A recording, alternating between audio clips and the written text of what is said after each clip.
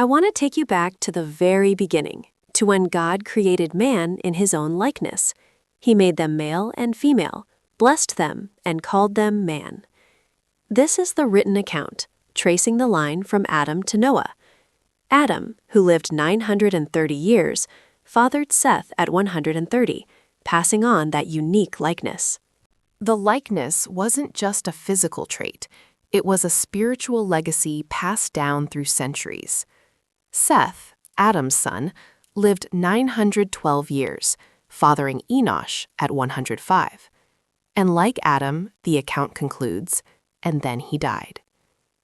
Enoch then fathered Kenan at 90, living a total of 905 years, before he too died. As the generations continued, the ancient world began to expand. Canaan fathered Mahalalel at 70, living 910 years in total.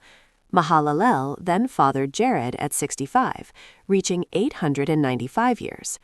Generation by generation, the earth filled, yet every long life ended with the exact same grim refrain, and then he died. Jared, representing the sixth generation, continued this pattern. He fathered Enoch at the age of 162, living a remarkable 962 years. His story, like those before him, culminates in that familiar, somber conclusion. And then he died. The burden of mortality was heavy.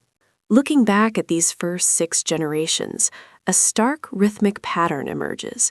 Vast centuries of life, the birth of an heir, all followed by the inescapable curse of mortality. Adam, Seth, Enoch, Canaan, Mahalalel, Jared, each living for centuries, but each ultimately facing the same end. And then he died. But then a profound shift in the rhythm of history occurs. Enoch, Jared's son, became the father of Methuselah at 65. Yet after this, the text deviates. Enoch walked with God for 300 years and had other children. For the first time, the relentless march toward the grave pauses for a man who chose a different path. Enoch truly became the exception to the curse. He lived a total of 365 earthly years, a mere fraction of his peers. The account simply states, Enoch walked with God, then he was no more, because God took him away. He didn't die in the conventional sense. He transcended mortality. This reveals a profound theological math. An immense quantity of years, like the 912-year average of his peers, does not equate to overcoming the curse.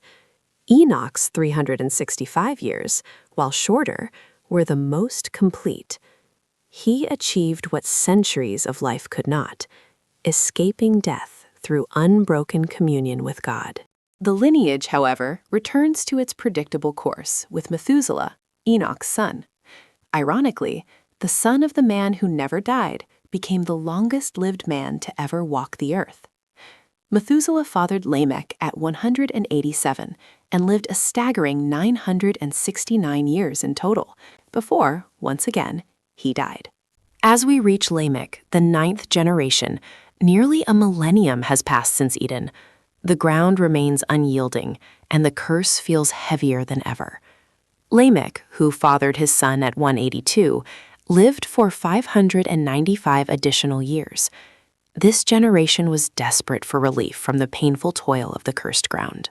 Amidst this desperation, Lamech found a glimmer of hope. Upon the birth of his son, he named him Noah, meaning rest or comfort. Lamech prophesied, "He will comfort us in the labor and painful toil of our hands, caused by the ground the Lord has cursed." This wasn't just a name, it was a break in the cycle, a prophecy of what was to come. Noah's story introduces another unprecedented pause in the lineage. Unlike previous patriarchs who fathered their heirs between 65 and 187, Noah's story pauses in deafening silence for 5 centuries. It was only after Noah was 500 years old that he became the father of Shem, Ham, and Japheth. What truly amazes me is the living memory of Eden these lifespans preserved. Because of their immense 900-plus-year lives, The history of creation and the fall didn't rely on ancient myth. It was passed down through first-hand accounts across overlapping generations. Adam himself was still alive when Noah's father Lamech was born. The mathematical scale of Genesis 5 is meticulously presented, anchoring this text in history. It highlights a massive scale of human vitality destined to vanish after the flood. We see the youngest to father an heir, like Mahalalel and Enoch at 65, and the oldest, Noah, at 500, marking significant shifts in this profound record. And so we arrive at the final rest before the storm. Lamech, Noah's father, lived a total lifespan of 777 years. With his death, the antediluvian world reached its breaking point. Noah was now the head of the lineage, and the earth, burdened by sin, was forever changed, awaiting an imminent transformation. This entire account reveals the master arc of the first generations, starting with the image of God given and corrupted, leading to the curse of mortality inherited and reinforced by the phrase, "and then he died." Yet it culminates in the promise of ultimate rest, powerfully prophesied through Noah, a story of decline, but also of divine hope. This text, I realize, isn't just a list of names. It's a carefully constructed bridge spanning from the ruin of Eden to the salvation of the ark.